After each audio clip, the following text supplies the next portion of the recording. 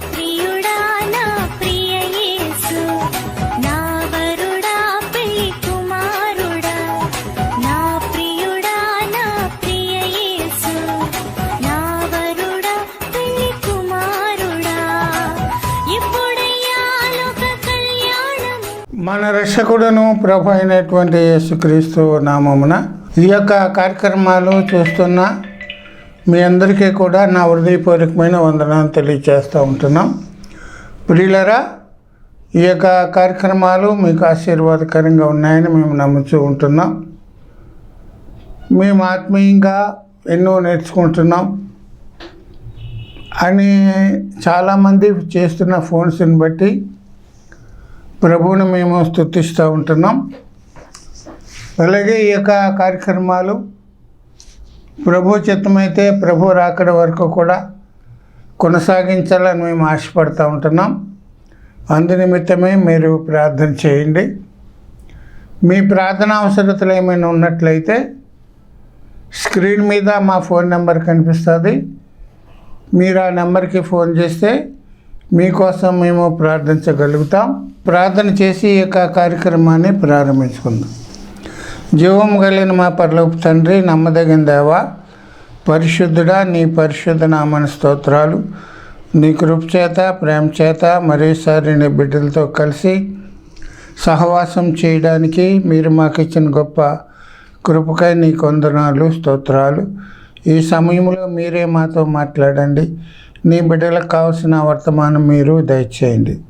నీ వాక్యమనే జీవాహారాన్ని మందరికి కూడా పంచిపెట్టమని నజరేయుడైన యేసు నామమున అడిగి స్తుతించి ప్రార్థిస్తున్నా మా తండ్రి, ఆమేన్. ప్రభునందు ప్రియులారా, దేవుని వాక్యంలో నుంచి కొన్ని విషయాలు జ్ఞాపకం చేసుకుందాం. గొర్రెపిల్ల వివాహ మహోత్సవం అనే అంశంలో వరుడు ప్రభు అయినటువంటి యేసుక్రీస్తువుల వారు, వధువు దేవుడు తన స్వరక్తమిచ్చి సంపాదించిన సంఘం. క్రీస్తు శిలువ బలియాగం ద్వారా దేవుడు మనల్ని ప్రదానం చేసుకున్నాడు. ప్రధానానికి వివాహానికి మధ్యలో వ్యవధి ఉంది. ప్రస్తుతం జరుగుతున్న కాలమే అక్కడ వ్యవధి అని మనం గమనించాలి. వివాహం ఎప్పుడో మనకు తెలియదు, ప్రభు రాకడ ఎప్పుడో మనకు తెలియదు. కానీ ప్రభు రాకడ కొరకు సంఘం సిద్ధపడాలి. ఇది సిద్ధపడే కాలం. వ్యక్తి సిద్ధపడాలి, కుటుంబం సిద్ధపడాలి, సంఘం సిద్ధపడాలి. సిద్ధపాటు అనేది నీ దగ్గర నుంచే ప్రారంభం కావాలి. ఏ విధంగా మనం సిద్ధపడాలి అనే అంశంలో మనం చాలా విషయాలు మనం జ్ఞాపకం చేసుకుంటూ యోబు గ్రంథం 22 అధ్యాయం 23వ వచనంలో, నీ గుడారములలో నుండి దుర్మార్గమును దూరముగా తొలగించిన ఎడల నీవు అభివృద్ధి పొందేదవు అని వాక్యం చెప్తుంది. మనం ఆశీర్వాదం పొందాలంటే, అభివృద్ధి పొందాలంటే మన వ్యక్తిగత జీవితాల్లో, కుటుంబ జీవితాల్లో, సంఘ జీవితంలో, సామాజిక జీవితంలో మనం అభివృద్ధి చెందాలంటే మన గుడారాల్లో ఉండే దుర్మార్గాన్ని మనం తీసివేయాలి. కనుక మానవునికి 4 గుడారాలు ఉన్నాయని మనం నేర్చుకుంటూ వచ్చాం. గుడారం అంటే అర్థం ఏంటంటే అది తాత్కాలికమైనది, అది పర్మనెంట్గా ఉండేది కాదు. మానవునికి ఉన్నటువంటి ఈ 4 గుడారాలు కూడా ఈ లోకంలో ఉన్నంత వరకునే ఆ 4 గుడారాలు. మనం ఈ శరీరాన్ని వదిలిపెట్టిన తర్వాత నిత్యమైనవి దేవుడు మనకి పరలోకంలో సిద్ధపాటు చేస్తున్నాడు. మొదటి గుడారము మన శరీరం. మన శరీరంలో ఉండే దుర్మార్గతను మనం తీసివేయాలి. శరీరంలో ఉండే కోపాన్ని, దురాశలను, శరీర కార్యాలను, ప్రియులరా, కోపాన్ని, క్రోధాన్ని, ఇవన్నీ కూడా మనం తొలగించుకోవాలి.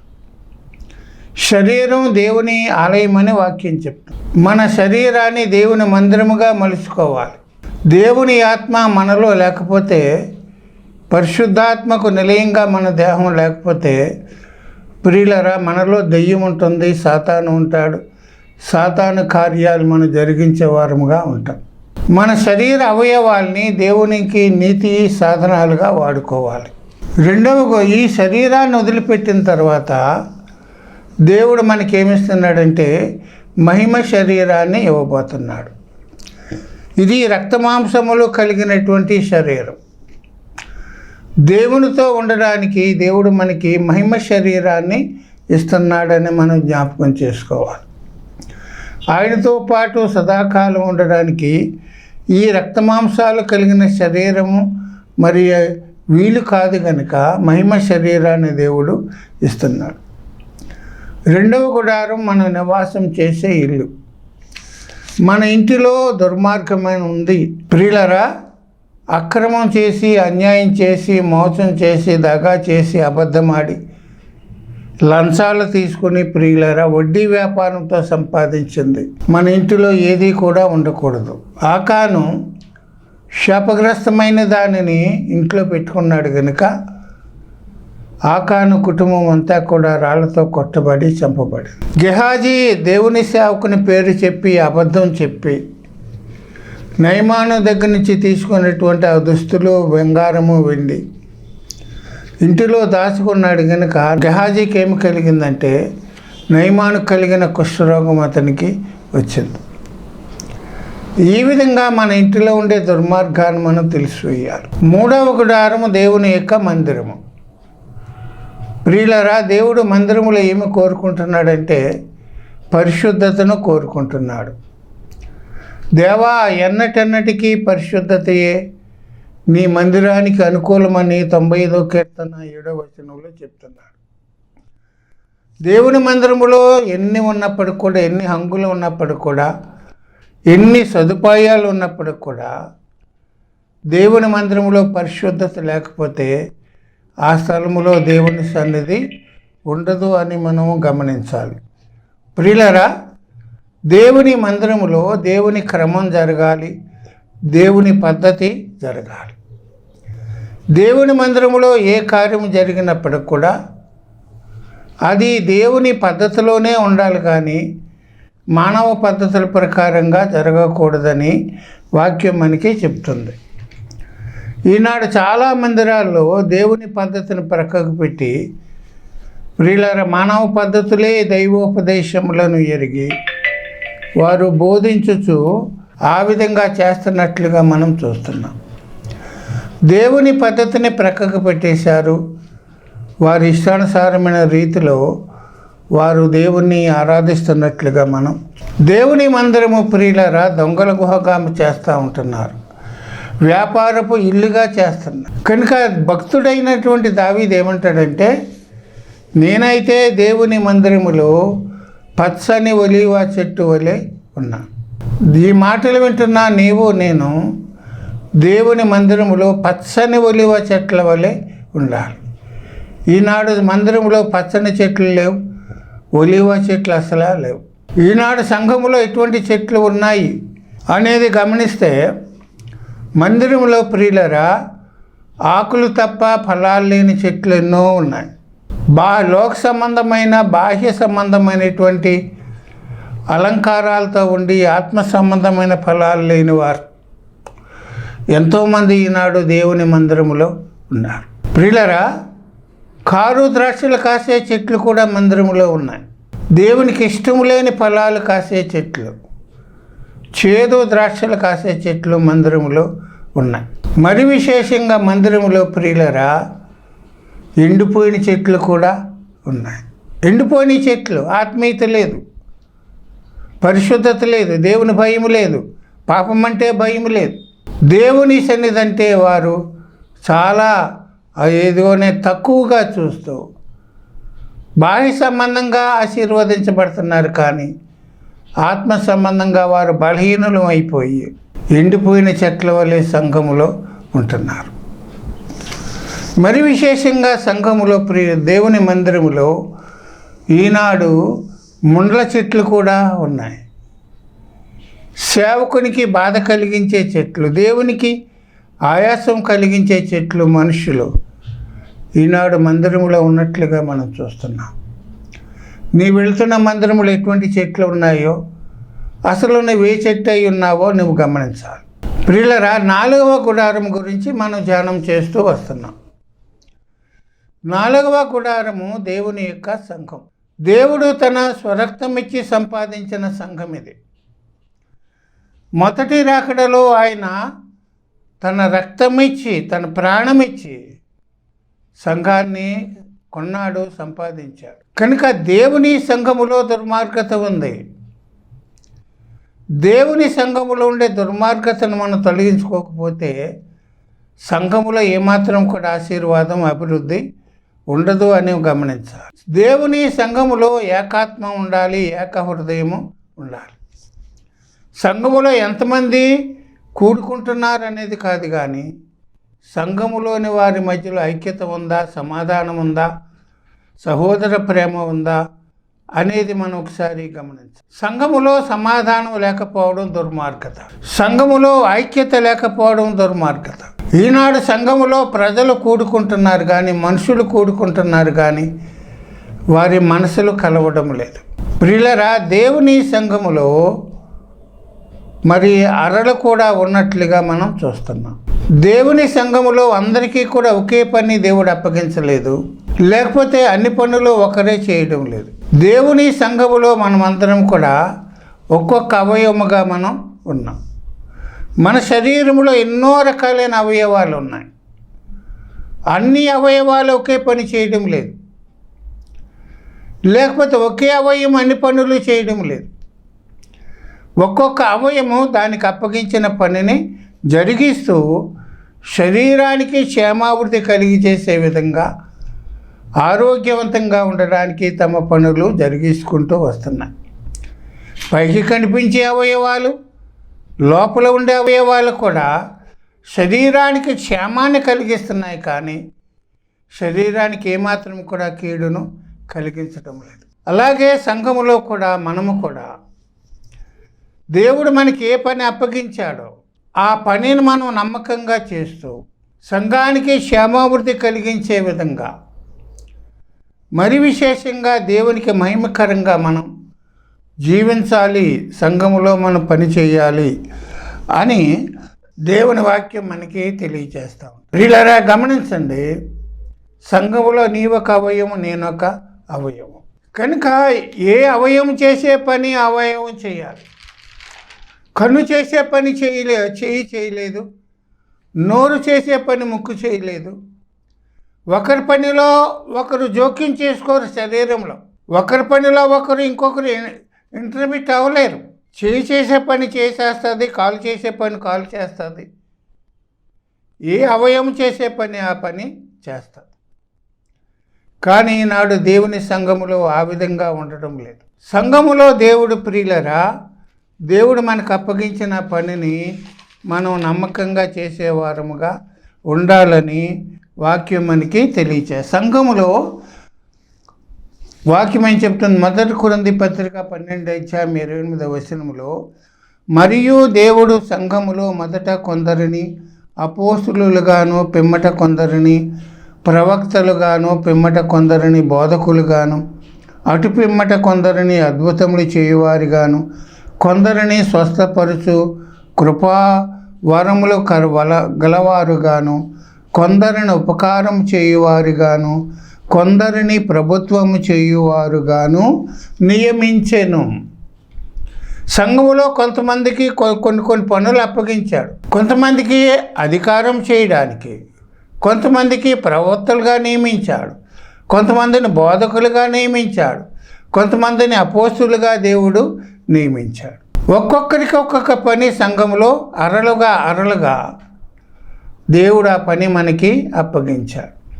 అపోస్తులు చేసే పని అపోస్తులు చేయాలి, ప్రవక్తలు చేసే పని సంఘంలో ప్రవక్తలు చేయాలి, బోధకులు చేసే పని బోధకులు చేయాలి, పరిచారం చేసేవారు, మేలు చేసి ఉపకారం చేసేవారు వారు ఆ పనిని సంఘంలో జరిగించాలి. గమనించాలి, ఒకరి పనిలో ఒకరు వచ్చి జోక్యం చేసుకోవాల్సిన అవసరత సంఘములో లేదు.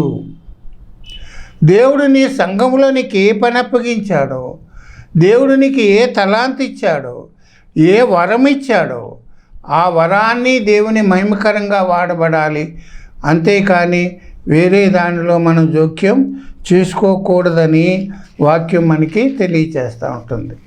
ప్రియులారా గమనించండి, ఈనాడు సంఘములో అటువంటి పరిస్థితులు లేనట్లుగా మనం చూస్తాం. సంఘ పెద్దలు చేసే పని సంఘ పెద్దలు చేయాలి, యాజకుడు చేసే పని యాజకుడు చేయాలి, పరిచర్య చేసేవాళ్ళు పరిచర్య చేయాలి, ఉపకారం చేసేవాళ్ళు ఉపకారం చేయాలి. కానీ ఒకరి పనిలో ఒకరు జోక్యం చేసుకోకూడదని వాక్యం మనకి ఖచ్చితంగా తెలియజేస్తాం. ఆ విధంగా మనం జోక్యం చేసుకుంటే ప్రియులరా, ఆ సంఘములో ఉండేటువంటి పరిస్థితులు తారుమారైపోతూ ఉంటాయి. గమనించండి, చాకలివాడికి కుక్క ఉంది, గాడిద ఉంది. ఒక రోజున చాకలివాడు నిద్రపోతుండగా దొంగలు వస్తే ఆ గాడిద అంది, నువ్వు మరుగువేంటి, దొంగడు వచ్చాడు కదా, మరుగువేంటంటే కుక్క అన్నది నాకు సరిగా వాడు అన్నం పెడతలేదు, నేను మరుగనని చెప్పింది. నువ్వు ఊరుకుంటే నేను ఊరుకుంటున్నాను చెప్పి గాడిద అరిచినప్పుడు మరిగినప్పుడు చాకలివాడు ఏం చేశాడంటే, ఈ నిద్ర పాడు చేస్తుందని చెప్పి గాడిదని ఏం చేశాడు, కర్రతోటి మోదినట్లుగా మనం కుక్క చేసే పని కుక్క చేయాలి, గాడిద చేసే పని గాడిద చేయాలి. ఇప్పుడు కుక్క చేసే పని ఎవరు చేశారు? గాడిద చేసింది. ఏమైంది? ఇప్పుడు దెబ్బలు తిన్నది. సంఘములో కూడా ప్రియులరా, దేవుడు తన స్వరక్తమిచ్చి సంపాదించిన సంఘములో దేవుడినికి ఏ పని పరిచర్య చేసే పని అప్పగించాడా, చేపలు వేసే పని అప్పగించాడా, మరి తుడిచే పని అప్పగించాడా, బోధ చేసే పని అప్పగించాడా? ఏ పని దేవుడు నీకు అప్పగిస్తే ఆ పనిని నువ్వు తక్కువగా చూడదు ఎప్పుడు కూడా. అది ఊడ్చే పని అంత చీపు పని మనం ఎప్పుడు కూడా అనుకోవద్దు. దేవుని పని విషయంలో, పరిచర్య విషయంలో ఎంత చిన్న పని అయినా అది దేవునికి గొప్పగా కనిపిస్తుంది. చీపురు పట్టుకు తుడిచే పని అయినా దేవుని దృష్టిలో అది ఘనమైనది. అది నీ దృష్టిలో, ఇతరుల దృష్టిలో అది చీపుగా ఉండొచ్చేమో, కానీ దేవుడు దానిని ఘనముగా ఎంచుతాడు. కనుక అటువంటి సంఘటన పాత నిబంధన కాలంలో జరిగినట్లుగా మనం చూస్తూ ఉంటున్నాం. లేవీకాండం 16వ అధ్యాయంలో మోషే అహరోనుని దేవుడు ఏర్పాటు చేసుకున్నాడు. ప్రియులరా, అహరోన్ని దేవుడు యాజకుడిగా అభిషేకించాడు. మోషే చేత అహరోను అభిషేకించబడ్డాడు. అహరోను అతని 2 కుమారులు నాదాబు అబీహులని ఇద్దరిని కూడా దేవుడు అభిషేకించాడు. అహరోను కుటుంబముని దేవుడు ఏర్పాటు చేసుకుని కేవలం యాజకత్వం చేయడానికే దేవుడు ఆ కుటుంబాన్ని ప్రతిష్ఠించాడు. వేరే పనికి ఆ కుటుంబాన్ని ప్రతిష్ఠించలేదు, ఏర్పాటు చేయలేదు. గమనించండి, ఆ దినాల్లో మోషే కాలంలో మోషేకి అహరోనికి విరోధంగా ఒక ముఠా, ఒక గ్రూపు బయలుదేరింది. కనుక ఈనాడు సంఘాల్లో కూడా అస్తమానం పాస్టర్ గారే చెప్పాలా, అన్ని పనులు పాస్టర్ గారే చేయాలా, పాస్టర్ గారు చెప్పినట్టు మనం వినాలా, మనం ఎందుకు చేయకూడదు అనే తత్వం కలిగిన వాళ్ళు సంఘములో ఉన్నారు.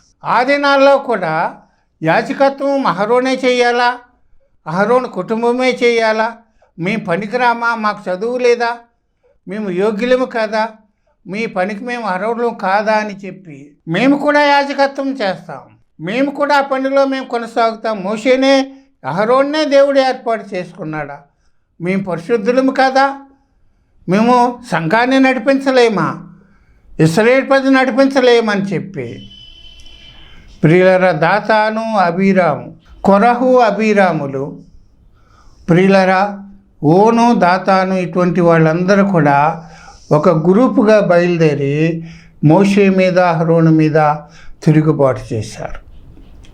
గమనించండి, ఆత్మీయంగా నడిపించబడుతున్న సంఘములో ఇటువంటి కొరహులు ఉంటారు, అబీరాములు ఉంటారు, దాతానులు ఉంటారు. విరోధంగా తిరిగే ఒక గ్రూపు, ఒక సమూహము ఏర్పడుతుంది. సంఘములో ఐక్యతను పాడు చేయడానికి, సంఘములో ఆత్మీయతను పాడు చేయడానికి, సంఘం యొక్క క్రమాన్ని పాడు చేయడానికి ఇటువంటి కొరహులు చాలా సంఘాల్లో బయలుదేరుతున్నారు. మేము చేయలేమా, మేము వాక్యం చెప్పలేమా, మేము పాస్టర్ గారి కంటే ఎక్కువ మేము చదువుకున్నాం, పాస్టర్ గారి కంటే మేము ఎక్కువ జ్ఞానం కలిగిన వారం, మీ వాక్యాన్ని వివరించలేమా, అసమాన పాస్టర్ గారే చెప్పాలని ఈనాడు సంఘాల్లో కొరహు లాంటి వాళ్ళు, అబీరాము లాంటి వాళ్ళు బయలుదేరుతున్నారు. దేవుని అభిషేకం లేదు, దేవుడు వారిని ఏర్పాటు చేసుకోలేదు యాజకులుగా. యాజకత్వం చేయడానికి దేవుడు అహరోను ఏర్పాటు చేసుకుంటే మేము కూడా యాజకత్వం చేస్తాం, మేము కూడా సర్వ సమాజాన్ని నడిపిస్తాం అని కొరాహు, అబీరాములు, ప్రియులరా, ఓను అలాగే 250 మందిని పోగు చేసుకునే వాళ్ళందరూ కూడా ఒక ముఠాగా తయారయ్యి మోషేకి, అహరోనికి విరోధంగా వారు లేచినట్లుగా మనం గమనించండి ప్రియులరా. వారందరూ కూడా లేవీయులు. లేవీయుల యొక్క పని ఏంటంటే దేవుని ప్రత్యక్ష గుడారము దగ్గర వారు పరిచర్య మాత్రమే చేయాలి. యాజకుడు కావలసిన పనులన్నీ కూడా చేయాలి. బలిపీఠాన్ని శుభ్రం చేయాలి, ఆ పశుమాంసాన్ని గ్రహించాలి.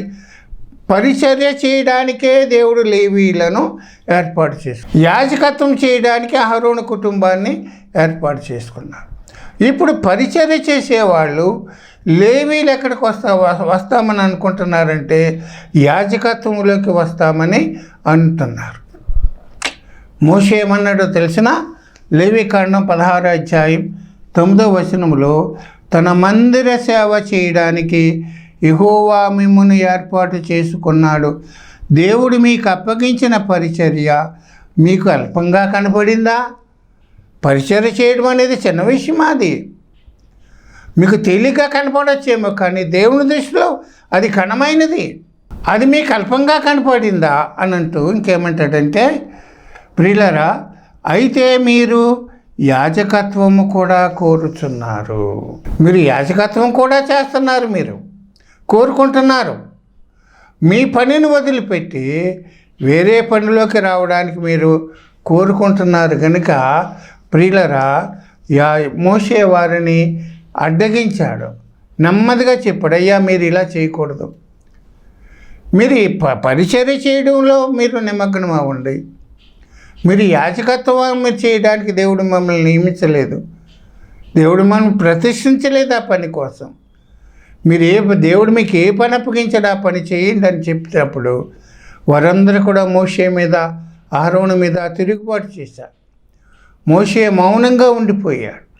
సంఘములో ఎదురు తిరిగిన వారు లేచినప్పుడు యాజకుడు, ప్రియులరా, మౌనంగానే ఉండిపోయాడు. మౌనంగా ఉండడం వల్ల దేవుడు తన కార్యాన్ని వారి పట్ల జరిగించాడు.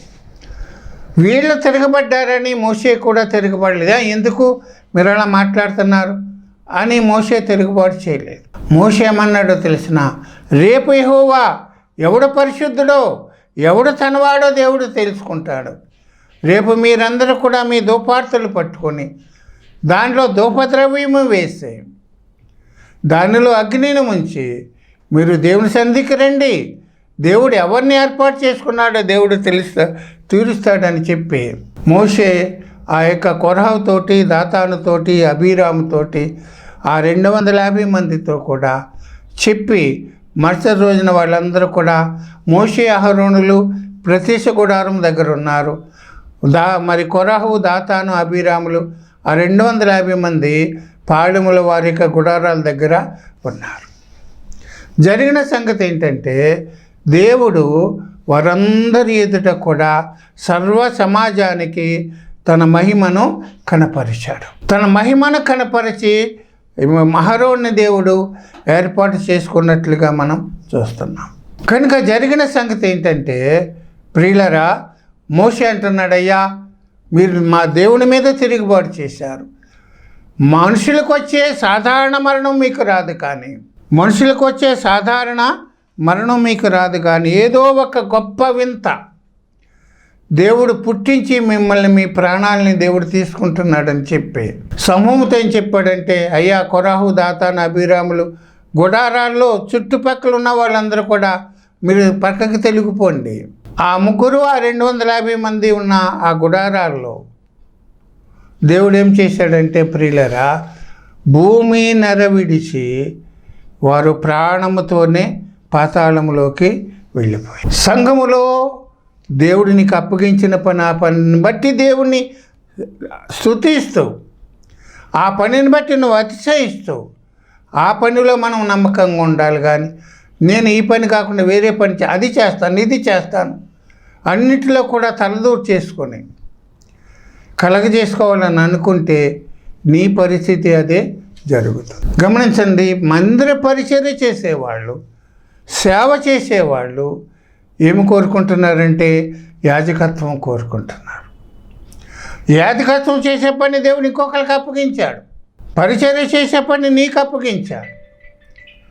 ఏదో దేవుని సన్నిధానంలో ప్రియులరా, దేవుడు మనకు అప్పగించిన పనిలో మనం నమ్మకంగా ఉండాలి. కనుక ఈనాడు దేవుని సంఘములో కొరహు లాంటి వాళ్ళు, దాతాను అభిరాము లాంటి వాళ్ళు గ్రూపులు బయలుదేరుతున్నారు సంఘాల్లో. అది దుర్మార్గత. వారు కొంతమందిని పోగు చేసుకొని సంఘాన్ని ఆక్రమించాలి, దైవజనుని ప్రక్కకు తోసేయాలని చెప్పి ఈనాడు చాలా చోట్ల సంఘాలని ఆక్రమించుకొని సేవకుడు కష్టపడి ఆత్మలు సంపాదించిన సంఘాన్ని వారు ఆక్రమించి దైవజనుని బయటికి పంపించేసిన సందర్భాలు ఎన్నో మనం చూస్తున్నాం. సంఘం కోసం ఎంత కష్టపడ్డాడు దైవజనుడు. ఇవాళ నీకేదో చదువు ఉంది, డిగ్రీలు ఉన్నాయి, నీకు బైబిల్ తెలుసును, వాక్యం తెలుసును, ఇంగ్లీష్ తెలుసును, హిందీ తెలుసును, నేను చెప్పగలనని అతిశయంతో, గర్వంతో నేను దేవుని పని చేస్తానంటే అది దేవుని చిత్తం ఉండాలి. యాజకత్వం చేయడానికి దేవుడు నిన్ను ఏర్పాటు చేసుకున్నాడా, అభిషేకించాడా గమనించాలి. సంఘములో ఈనాడు మా పాస్టర్ గారు సరిగ్గా చెప్పడండి, మా పాస్టర్ గారికి వాక్యం రాదని, మాటలు సరిగ్గా రావండి ఎంతోమంది చెప్తున్నారు. ఆయన అభిషేకించబడినవాడు, నీ దైవజనుడు అభిషేకించబడినవాడు, వాని గురించి నువ్వు విమర్శలు చేయొద్దు. కనుక ప్రియులరా, దేవుని సంఘములో దేవుడు నీకు అప్పగించిన పనిని నమ్మకంగా చేస్తూ ఆ అప్పగించిన పనిని బట్టి నీవు అతిశయిస్తూ దేవుని సన్నిధానంలో ఆ పనిలో కొనసాగితే దేవునికి మహిమ కలుగుతుంది. తగిన